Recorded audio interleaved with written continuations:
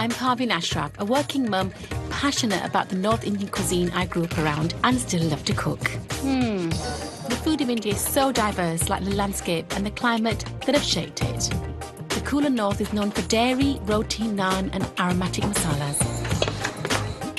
Across the deserts of majestic Rajasthan are dishes inspired by royal palace cuisine. Whilst on the southerly coast, fish and coconut are popular. It's this amazing mix of cultures, faiths, cooking traditions and people that have given rise to wonderful dishes eaten all over the world. Original butter chicken. In this series, I'll be persuading you to spice up your cooking with my top 20 easy Indian recipes, perfect for family and friends. Best way to eat this is immediately.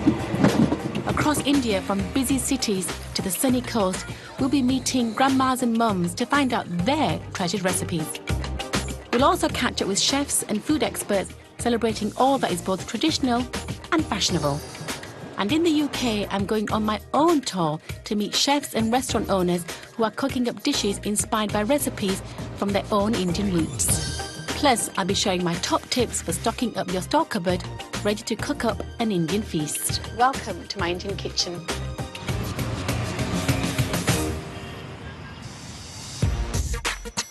In this show, I'm making a simple family favourite, chana and spinach masala, and it puts the chickpea centre stage as a main course.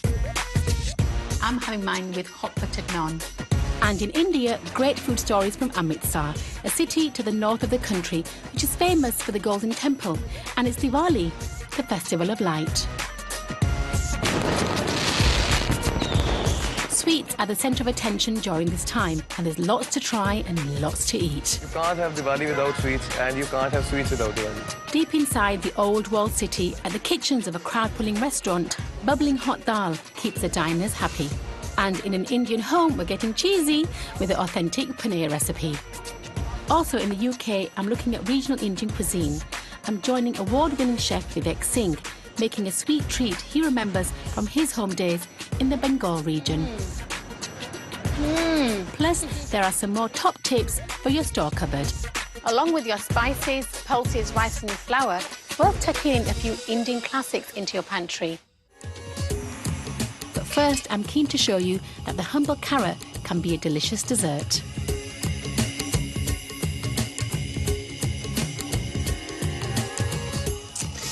If you've never made an Indian dessert before and you want to make your first one, I urge you to try this one. This is carrot halva, or gajar ka halva, as we would say it. Basically, it's carrots with milk and sugar and some cardamom. It's one of the first desserts I learnt to make, actually. Probably because it's one of the easiest desserts to make. Got 800 grams of grated carrots in here. I'm going to add a litre of milk. For this dessert, the main two ingredients are just milk and carrots. But watch the magic happen as we cook them. I'm using organic carrots for this, but you can use anything you like. I'm going to flavour my carrot halva now. In goes all the sugar. Now I have here some whole cardamoms. Sometimes I would crush them and then add the whole cardamoms to flavour the carrot halva. But actually I've discovered this fantastic new ground cardamom. It's really strong in flavour. Just reminds me of my childhood. 2 teaspoons of ground cardamom. And that's our flavours. Give it a stir. And what I need to do now is bring that to the boil and let it simmer. I only make this dessert about 2-3 times a year because I do serve it on special occasions because it is quite a decadent dessert. At the moment you're thinking it's a few boiled carrots, which it is. But once the butter and the cream goes in, it turns into a richer carrot-like fudge. My mum was famous for her carrot halva, and during the holidays and festivals, the whole family would gather at our house, and this is what she would cook. I'm sure she cooked about 20 kilos of this stuff. And guess who got to peel and grate all the carrots? Little old me. I spent hours grating carrots during the school holidays. All I need to do now is boil those carrots in that lovely cardamom milk. Then I need to reduce the liquid and let it boil for 30 minutes on low with the lid off.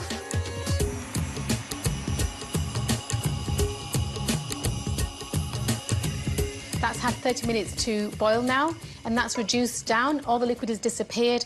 So I've got like a carrot-like porridge, basically. What I need to do now is turn the heat up on high, add my butter and cream, and cook those carrots. It's quite surprising how many Punjabi desserts actually contain cream and butter.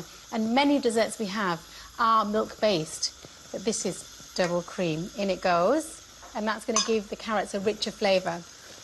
Also need to add the butter, and that's going to cook the carrots and give it the richness that I'm looking for. It's a decadent dessert. It's meant to be eaten on special occasions.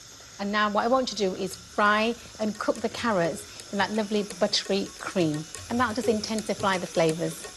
Keep stirring on a high heat and don't let it stick to the bottom. I don't want the carrots to burn. Just want them to caramelise slightly. So that's changed colour already to a richer orange. I'm going to add in my fruit. So I'm adding here sultanas, raisins, cranberries, cherries. You can add whatever you like, any kind of mixed dry fruit. And what will happen, as they cook in the butter and cream, they're going to plump up again. Some of the cream is absorbed into the carrots, and the carrots have tended to that richer golden colour. But I want a more golden colour. I want it like a really bright orange. So I need to keep cooking, keep stirring. I can see now it's turning into a fudge-like consistency. It's becoming thicker and stickier. It is quite a rich dessert, so you don't need a lot, just a little bit. But you know what? Having a little bit of something you fancy never hurt anybody. If you want to add some liquid at this point to stop it sticking, don't. You're not allowed. Just keep stirring. I can smell the cardamom, so as the carrots are frying, this cardamom intensifies. I'm nearly there, a few more minutes. I know there's many recipes for this dish, and some people would serve it like this, but my mum wouldn't dream of serving with any moisture. She wants a rich, thick, fudge-like consistency, and that's what I'm going for. And give it some welly now. Really get in there. You can see it's cooked. It's coming away from the sides. I can see the butter around the edges, and the fruit is plumped up beautifully. That's cooked. And one of the key signs it's cooked is the smell. You can smell the cardamom, you can smell the milk, you can smell the carrots.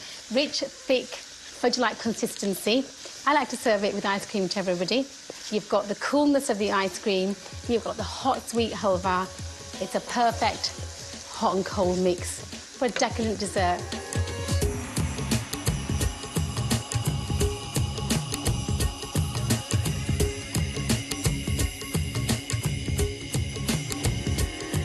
I feel like a magician. Look what I've done with a bag of carrots and a litre of milk. Created magic on a plate. Hot and sweet, cold and sweet. Perfect. The ice cream goes really well with carrot halva. I'm gonna have seconds, and thirds, and fourths. We're in Amritsar on the trail of foodie stories with locals in the know. And in the midst of Diwali, we're invited to a family home to find out just how simple it is to make Indian cheese, paneer, on an open stove. And we follow the locals to a famous city sweet maker for must-have Diwali treats. Oh, Diwali is all about sweets and more sweets. Also, stock up a favourite, chickpeas, gets my makeover in a delicious masala sauce. But first, we're off to North India, where I've got some exciting foodie folk for you to meet. The city of Amritsar is probably best known for the Golden Temple. This important Sikh shrine draws many people to the city, which sits to the northwest of India. Amritsar is known for its friendly people, unparalleled hospitality, and is also where you can find some of the best food of the region. One person who knows the best food places for authentic eating is hotelier Abhimanyu Mehra. Amritsar food is very special because it's a fusion blend. From the family's boutique hotel, with its focus on bespoke ingredients, he runs food tours around the city. We would like to take you to places where we go and eat ourselves. So it's very authentic, it's very localized, and each shop has a speciality. First on the stop is Culture Corner, home to a local Amritsar delicacy served with a chickpea curry. Kulcha it's a tandoori bread, so you can do a potato one, you can do a mixed vegetable, you can do an onion one, and then there is a cottage cheese. You know, when they're making the batter, there's so many ingredients that go into it. There's suji, which is semolina, there is maida, which is white flour, some cream, some clarified butter, These guys, on top, they've put dried fenugreek leaves. And so that's their topping, garnish. And then it's made into a round and put inside this clay tandoor. And it's slow cooked, so it becomes very crispy on the outside. Here we've got our kulcha, it's all ready. Here is the chickpeas, and this is a chutney, so it's got a nice tangy feel to it. It brings like your mouth waters when you just think about it. So the kulcha with the potato and the mixed vegetables. It's really nice, sorry. So you get the crispiness. So this is your onion kulcha, all onion inside. That's the potatoes. So this one is a favorite amongst the younger kids because they don't like too many ingredients in the food, green vegetables. If you ask me for one dish to recommend to somebody who's coming for one meal in Amritsar, I'd say go for the Amritsari kulcha. In order to choose your one dish, you'll need to be tempted by another.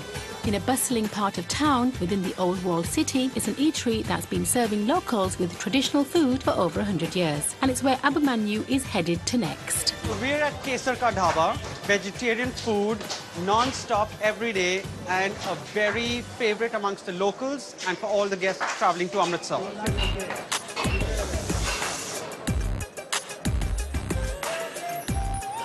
It's a fast-paced, busy turnover with many diners calling in for their bestseller, the thali, centred on dal, but this is no ordinary dal. So right here we've got kali dal, and it's about 15 kilos. They always cook it in the brass vessel because the brass vessel is thicker, it doesn't let the food burn, and it adds more flavor into the dish. They serve it in the thali, and in the thali you have it with the bread, and then some vegetables come along with it.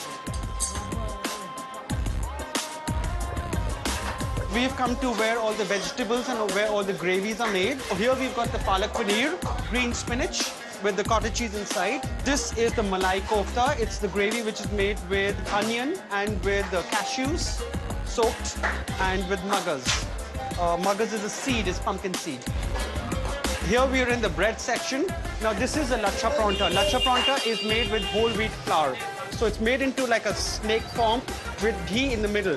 And that's how when you cook it in the tandoor, it becomes flaky. Every thali always gets yogurt. It's good for the gut as well. Thank you. This is the lacha pronta. When he served it, he crunched it up. All the butter that's put onto it, it just mixes together. The thali, you have to have your vegetables all spread out in front of you and your bread towards your side. Here's the yogurt, and this yogurt has got bundi in it. These are gram flour dumplings that are fried. This is the malai kofta. It's a huge dumpling, and then fried, and then after that it's dipped into this gravy made with cashews and onions. This is all traditional Amritsari food. And I'm ready to dip it into my first preference, which is going to be the kali dal. It's the most famous dish at Kesar Ka Dhaba because its cooking time is 12 hours. It's cooked in that huge copper vessel that we saw in there, stirring continuously, and that's how it gets the richness and the yummy, delicious flavor. The red is because of the Ratan Jot. Ratan Jot is like a dried flower, and it grows in north part of India. It's light, it's flavorful, and you can get the taste of the onion, the burnt onion, which has been put into the dal while cooking it. A definite 10 on 10. Damn good. Would come here anytime. The northern regions are known for dairy, and Abhimanyu loves a local cream treat, the perfect end to a foodie tour. So for the final thing, I've got you to this fabulous dessert place. It's called Sukram Ice Cream. They're famous for their fruit cream, which is hand-churned over an hour or so. It's always seasonal fruits. After having a nice Amritsari kulcha or after having a nice thali, come and grab a fruit cream. It's the best way to end your day.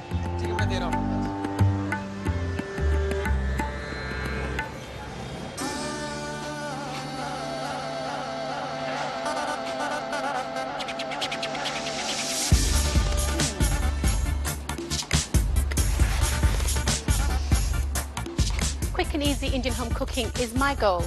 Whether I'm cooking for my family or throwing a dinner party, best way to start is to find and discover the delights of Indian specialist shops. To help me get great dishes to the table, I have a well-stocked pantry ready for action. Along with your spices, pulses, rice and flour, it's worth tucking in a few Indian classics into your pantry. I'm talking about ghee. Ghee is clarified butter and often used widely in Indian cooking. I'm not a huge fan myself, but I always have a small tub in the pantry. My husband loves it on top of a paratha, or when I make a dal makhani. Me, I'm a butter kind of gal. I always have this in my pantry, and it's rose water. I know that because it's got a picture of a rose on it. Looking at the ingredients, it's just water and rose essence. This is used in desserts, only desserts, with the exception of a really good biryani. But I never have one bottle, I always have two bottles. One in my pantry and one in my bathroom cabinet, because this is the natural skin toner. I've got to talk to you about jaggery. Now, jaggery is a flavour I grew up with. In Punjabi, we call it gur, basically raw cane sugar. It's just delicious, and it has a real richness of flavour. Tastes a bit like toffee. I remember as a child, my mum would just give me enough and just have it on a teaspoon. You can buy it in powdered form. You can buy it in blocks, like small blocks like this. You can buy it in smaller blocks like this, big blocks like this, and huge ones like we have down the bottom. Jaggery is used in sweet dishes, chutneys, and sometimes even to add a bit of sweetness to savoury dishes. I think I'll get the powdered version, easy to cook with. Let's talk tins.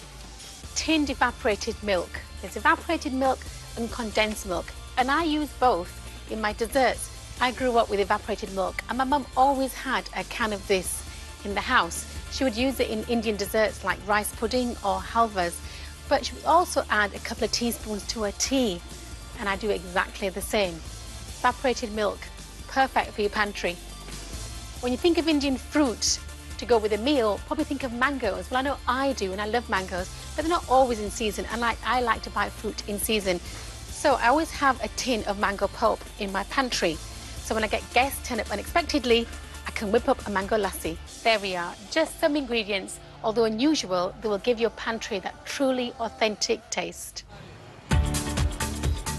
Amritsar is a famous destination for pilgrims visiting the Golden Temple. This area is also known for its unparalleled cuisine.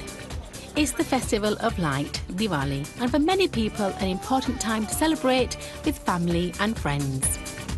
At the family home of chef and food educator Gayatri Peshwari, everyone is gathered and the guests are welcomed with home-cooked dishes. So today we've done deviled eggs, those stuffed eggs that you used to make. We've done bhel puri. Bhel puri is here. Then there's chocolate fondue, which you're supposed to have with the marble cake, and that's Mom's recipe of the marble cake. Please enjoy yourselves. Bon appetit. The buffet feast is typical of what might be eaten locally, some of which is a fusion of cultures, from scones with Indian clotted cream to a take on street food, babari chaat, and of course a fabulous marble cake. With 3 generations gathered, Gayatri, Mum and 2 grandmas, there's much to reflect on at Diwali, including food memories. Whenever we used to entertain, we all home-cooked food, never got anything from outside. Happy Diwali to all of you. Happy Diwali! Happy Diwali! For Gayatri, growing up around Amritsari food has made it a passion. One interest is cooking in a traditional way. Earlier in the day, she showed us how she makes paneer over a wood burner. There's no one I know who does not eat paneer, who doesn't love paneer. And it's really simple to make. And my nanny taught me how to cook food. So this paneer is her recipe. First of all, I want you to know that we're working on a chulla. Okay, a chulla is like a mud barbecue. To us, it's like a herb. So I'm going to add about 2 tablespoons of water. And I'm adding water because I don't want the milk to burn or curdle too fast. Into the water, I'm going to add 1 liter of milk. Whole milk. We do not use pasteurized milk. I'm just waiting for the milk to come to a boil, and I want for it to boil twice. So this is the first boil. I'm just going to take it off and bring it down here. I don't want it to form any malai. So malai is milk fat. It's the cream, the layer of cream that comes on top, which is why I just give it a little stir and another boil, and then we're ready to go. At this point, I want to add lemon juice, which is about the juice of 2 lemons. So I'm guessing 2 to 2.5 tablespoons of lemon juice. And you'll see that immediately the milk has started to split. I'm going to add some more lemon juice. As you can see, the paneer is almost formed. So I'm going to get it off the flame and I'm going to strain it through a cheesecloth or a muslin cloth. So you can see there's a clear separation. Okay, so this is what the paneer looks like. But just to give you a sense of it, it's just like a crumble, you know, and it stretches a little bit. And when I taste it,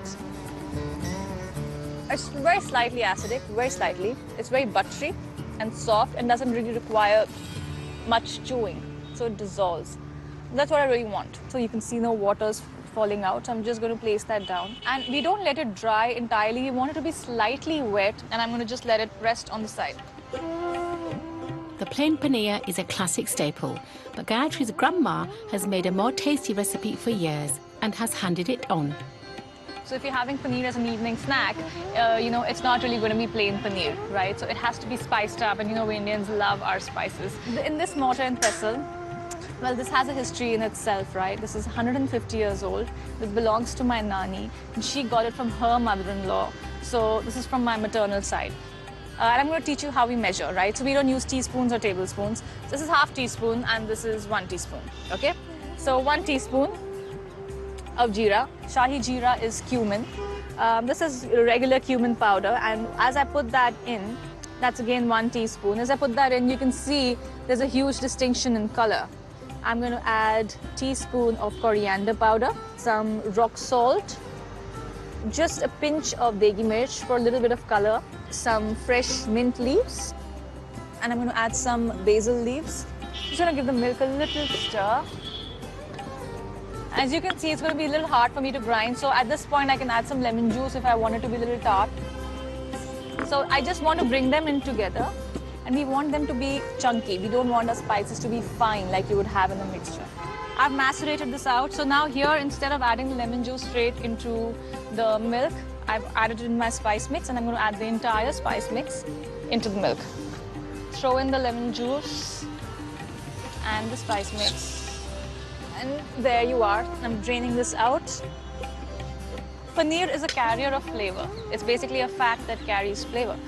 So you could just play around with it. I'm using local spices because these are the flavors I'm familiar with. To be at its best, the paneer needs to rest. And with Mum hovering, eager to taste her daughter's version of the family recipe, there's always something to learn. I learned from my mom, so like my mom must have learned from her mom. So now she's learning from me. Should I try it? I'm going to try that out. Have a little bite. This is good. But I think it needs to set a little more. Yeah. I think just a little more time and it should set. Yeah, because we pressed on time. Okay, so this is mum approved. I'm Parbin Ashraf, and I love cooking great, easy Indian food that anyone can try at home. It's creamy, it's filling, it's flavoursome. Coming up, it's Diwali, and the streets of Amritsar are busy with festive activities, from fabulous food to the Golden Temple fireworks. And I'm in London to discover more about regional Indian food with award-winning chef Vivek Singh at his top city restaurant. First, I'm back in the kitchen, and it's time for me to reveal how to turn the humble chickpea into the star attraction. This spinach and chickpea masala is one of my favourite vegetarian dishes. In fact, it's one of my favourite dishes. And I'm going to show you how to get the best out of your chickpeas. I'm slicing the onions very thinly into a pan, and I've got 2 medium-sized onions here, which I'm going to fry until a golden brown. This is the way I learned to do it, and this is the way my mum taught me to do it. Just be careful. So I'm making a spicy sauce in which to cook my chickpeas. I'm browning off my onions in 4 tablespoons of oil, and I'm using onions. It's probably the most common way to make a masala sauce. Chickpea masala is one of the dishes I cook, especially when my sister and her husband come for dinner. He's quite a fussy eater, and she's a really good cook. But when I make this chickpea masala, he always has a second helping, and then I know it's good. Into my onions, I'm going to add some ginger. Freshly grated is always best. I'm using about a couple of centimetres. That's the ginger, and now some garlic. That's 4 cloves of garlic straight into the pan, and give that a sizzle. Remember, with garlic, it can burn really quickly. You've got 30 seconds to fry it off. If it does stick to the pan, just add a splash of water and cool down the temperature in the pan. Dash of water, cool down the temperature, stops your garlic from burning. So that's ginger, garlic and onions, and that's the base for the majority of Indian masala sauces. I need to give those chickpeas some flavour because chickpeas can be quite bland. Perfect, ready to add my spices. I'm using 4 in this recipe. Some chilli powder, and I like to use mild chilli powder. A teaspoon of chilli powder. A teaspoon of coriander seed powder. Half of turmeric. And then half of cumin. Perfect. Just going to give them a little sizzle and let them fry off to release their flavours. Already, with those 4 spices, my onions have turned a beautiful golden colour. I'm really happy with that. Time to add some tomatoes. I'm using tin tomatoes for this recipe. You can use fresh if you want. But I particularly like the sauce that tin tomatoes give me in the finished dish. In they go. And stir gently. Although I'm making a chickpea masala, the ginger, garlic, onions and the 4 spices I've used and the tomatoes is a really good base. And if you wanted to, you could change it up and fry some paneer in here or some peppers or just some potatoes. Love potatoes. Perfect for Bombay potatoes, in fact. And then some salt for seasoning. I'm using pink Himalayan salt. Just a couple of teaspoons or to taste. That's my masala sauce nearly ready. The tomatoes are breaking down, the onions have broken down. I'm just going to splash of water. Just going to let that simmer for a couple of minutes while I wash my chickpeas. I'm using tin chickpeas, and I must admit, I do cheat a little bit and use tin chickpeas. You can use fresh if you like, but these will suffice. Many chickpeas come in salted water, so I'm just washing away that salt and giving them some freshness and waking them up a little bit.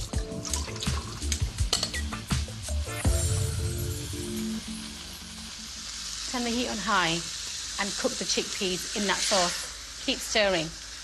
If you wanted to be a little bit lazy and think, well, I have a bit of sauce, let me add some water and simmer, you could do, but you're not going to get that deep curry-like masala flavour. I'm cooking the chickpeas in the masala sauce on a high heat. I'm almost caramelising them to give them more flavour. It does seem a strange way of cooking, and in Punjabi cooking, we do use the word boona. You know, we have chicken boona, we have lamb boona. So this is kind of a chickpea boona. But boona is a process. It means stir-frying, reducing, and cooking on high heat. And what that does is intensifies the flavours. After 5 minutes of doing the boon, my chickpeas are ready to take on some spinach. I've just used baby spinach. It's ready washed, so I'm just going to throw it straight in. And spinach cooks really quickly. Stir it in, and the green adds beautiful colour to the chickpea masala. But if you want, you can experiment. You can use fenugreek, you can use kale, any kind of leafy greens you like. I think spinach works the best. The spinach is wilted really quickly. Look at that, lovely. I love spinach. I love it in pakoras, I love it in the sagalu, and I love it in this chickpea masala. I've been making this dish for so many years. It's probably 25, 30 years. But I must admit, I never get tired of eating it.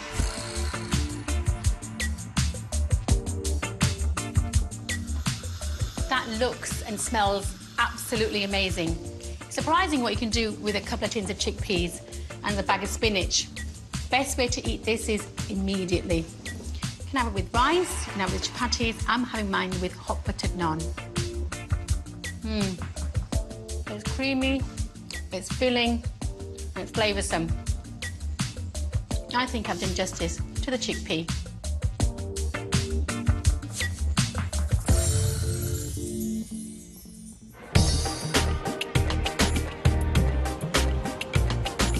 We're back in the city of Amritsar, and it's Diwali, a festive season that's well known around the world as the Festival of Light.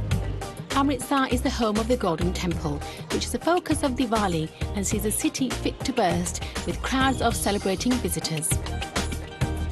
It's a joyous time which sees stalls selling beautiful flowers as part of the celebrations, to rangoli, decorations made of coloured rice, and most famously, sweets. Diwali is a festival of sweets and light. So therefore we celebrate Diwali by buying sweets and celebrate Diwali with family, going outside and enjoy. One of the most famous purveyors of fine Indian sweets is the renowned family business Kanha Sweets. It's Diwali morning and they're already busy. And one man who knows the importance of sweets at this time is owner Sangeet Khanna. Diwali is a really auspicious day to celebrate it like anything here in India. All the family members get together at night and we celebrated. Diwali and sweets has a very old relationship. During Diwali, the selection of sweets increases with special recipes and elaborate gifts. But the tradition is also to snack on favourites like hot jalebis. So they will often set up a stall for these too. It's very special. This is jalebis, amarti, and all the other stuff we make on Diwali. It's made of dal. Dal is first crushed, and after that, it's like here. Sugar is melted, and some water is added into it, and the liquid is made. That's our most famous dish. So this is jalebi. It's made of gram flour. It's same like amarti. It's small sister. It's called here small sister of amarti. It's also sweet. Same taste, but that is of dal and this is of gram flour. It's special on Diwali. After 90 years in business, their fame has spread. Locals and visitors alike flock to see them and buy their celebration sweets. Oh, Diwali is all about sweets, sweets and more sweets. We probably gobble down some tons of Indian sweets in just 4 or 5 days. And each region in India has its own very specific traditional sweets. We saw that the puris and aloo was very famous, and they make some awesome sweets, like they make this halwa out of jaggery, and they have a lot of these very traditional Punjabi sweets. So we both have sweet tooth, so we decided to come here for breakfast. On the menu, tempting Diwali breakfast diners is the popular fresh hot puris. This is the puri which we serve with chanes, with sabji called chole, and aloo ki sabji hoti hai. This is, it has a tingly flavor. It's sweet and soft. Visitors who don't come in search of hot jalebis or puffed up puris are probably headed to get a selection box. Customer usually come here and they put their favorite sweets into the box. What they want, they put it. Sir, he's making a box, and this sweet is called chandagala. It is made of gram flour, and it's at the filling of milk. So this is called mungi dal barfi. It is made from dal only. They make many varieties at the shop, and some recipes are special for Diwali. My favorite is that one. It's called cham cham. It's really tasty, and it's only made on Diwali. So this is called patisa. It's made of besan. Yes, these are very famous. Patisa, besan laddu and pinnis. The people here like these 3 items the most. So this is cham cham. It's made from milk. And this is gulab jamun. It's again made from milk. At the end of the day, for Sangeet, there's one simple fact about sweets and Diwali. You can't have Diwali without sweets, and you can't have sweets without Diwali.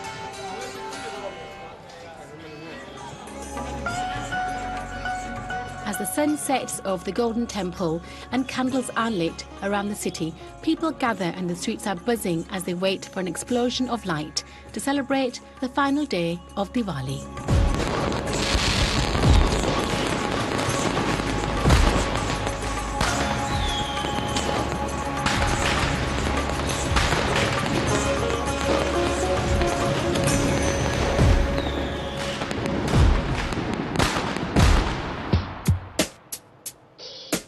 Indian food is still a British favourite to eat out.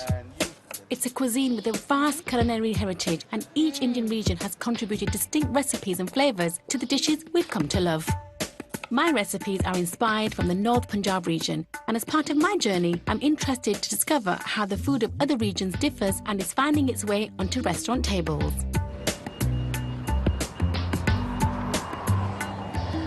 Here in the City of London, there's an award-winning chef who's been championing a modern twist on regional Indian cuisine for the last 20 years. He not only takes inspiration from the region where he grew up, but is also influenced by food traditions from the length and breadth of India. In 2001, Chef Vivek Singh opened the Cinnamon Club restaurant in London and created a big noise around modern Indian fine dining. With a clear public appetite for stylish Indian cuisine, he opened Cinnamon Kitchen in 2008. One region in India that has played a role in influencing Vivek's food is Bengal, in which sits the city of Kolkata. It's the region in which he grew up, and I'm interested to hear more about the food. Vivek, thank you for inviting me to your beautiful restaurant. And today we're looking at food from home, food that you grew up with. I grew up in Bengal. My family originally are from Varanasi, but I grew up in Bengal. There's a lot of very pronounced Bengali influence on my mother's cooking and the cooking that used to happen in our household. So, for example, that tomato and onion seed chutney is one of my mom's favorite things that I loved eating as a child with the puris. And these, because by virtue of them being made with plain flour, they're called luchis in Bengali. And they're amazing with a hot sweet sort of tomato chutney. Yeah. Now, that's quite Bengali. Then we have malpua, which is, again, is something that I remember from my childhood as one of the must-have dishes at every holy celebration. Yeah. What is this, Vivek? This is a Maharashtrian poha made out of, pressed rice flakes, bits of potatoes, peas, whatever vegetables might be in season, mustard seeds, curry leaves, and then it's garnished with Bombay mix that my wife is an absolute master of. She makes it pretty much every weekend now. It's a permanent fixture. Is it a brunch or is it a lunch? It is a brunch stroke breakfast, Really? It's the kind of thing, you find in Maharashtra all over. And then I have a nose for these things. Now that smells sweet to me.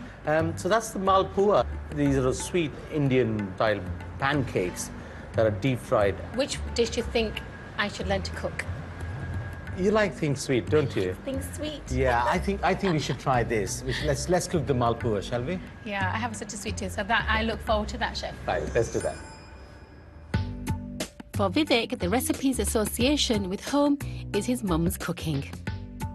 This is a malpua, a pancake. Think of it as an Indian pancake. Yeah? Indian pancake. My mum would make at Holi, every Holi. And you could see why. She's feeding a lot of people, lots of kids, high-energy food, quite simple. We got flour. She normally put equal quantities of flour and sugar. I do half. Ooh. And it's still quite a lot. I tell you, it's not less. So anyway, 1 part of flour, sugar, some ground cardamom, if you had bananas, you can add bananas, chopped bananas into it. If not, it's not a problem. Oh, sultanas. Roughly 2 parts of milk into it. Added cardamom. Yeah. See, that reminds me of my childhood. So yeah, this was sort of, growing up close to Calcutta in the Bengal sort of coal mining community. My family originally come from Varanasi, and originally they would have come from Rajasthan. So there is a constant migration and movement, and then with every travel, much like in your family as well, you would have found that as you travel, you pick up influences in different things, and it kind of... So anyway, that's that, as simple as that. That batter, you could let it rest for 20 minutes, half an hour if you had the time. If not, you could go straight in. It has no raising agents, it has no egg, no baking powder, no soda, nothing needed. Go straight into that. What we always do is that we try to relive our memories by celebrating festivals and occasions in the way that we were growing up. And in some ways, we pass to our children our experiences through food and through celebrations. So when you make these, does it transport you back to your childhood? Yeah, there always is. And or either that, or you're trying to convey to people your own memories by recreating those experiences. And that's what food and cooking is often about. You see, we've tried it pretty hard, So when it's your time to cook, Vivek, what do you cook at home? What's your favorite dish? I often find myself making a really spicy masala omelette, and I put it inside a tea cake, and I sit in front of my TV, and that's my guilty pleasure at the end. A masala omelette in a tea cake? Yes, that's what I do. Really, Vivek? Oh, that's what you do at midnight, right? That's what you Goes do. really well with late night TV. Now these are the sweet version, and you'll see in a minute why It's interesting, they flipped up such a lot and there's no raising agents in there. there is absolutely no raising agent in there. What you want to do is you just want to let this sort of cool. I love serving these as a brunch dish. And Vivek, how would you serve this and when would you eat these? look, during Holi, you can see why this would work. It's for children. It feeds a lot of people. It's quite quick to do and make, you know. It's just amazing. And it's fist food at its best. But in the restaurants, I love serving them as a brunch dish. Yeah. So what I suggest is that you go for the crispy bits on the side. They're really crunchy. And Yeah. Thank give it a go. Vivek. Chuck in, try. Just serving it with ice cream. Yeah. Yeah, no, I love malpuas with ice cream. Hot and cold together. Yeah. Okay. Try it.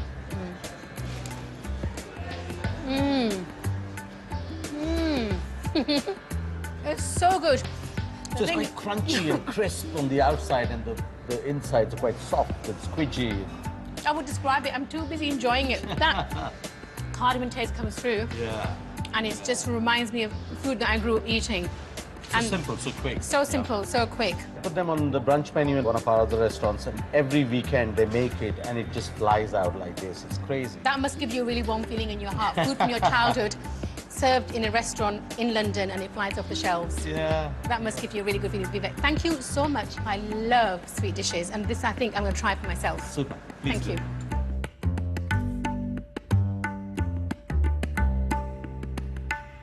I grew up around great Indian food. There's always seems to be something new to learn. Whether it's holding onto traditional methods or bursting forward into the next era with high-end delights, Indian cuisine is ready to be explored beyond rice and curry. That's why I'm passionate about the great, easy dishes of mine, and I hope you try them.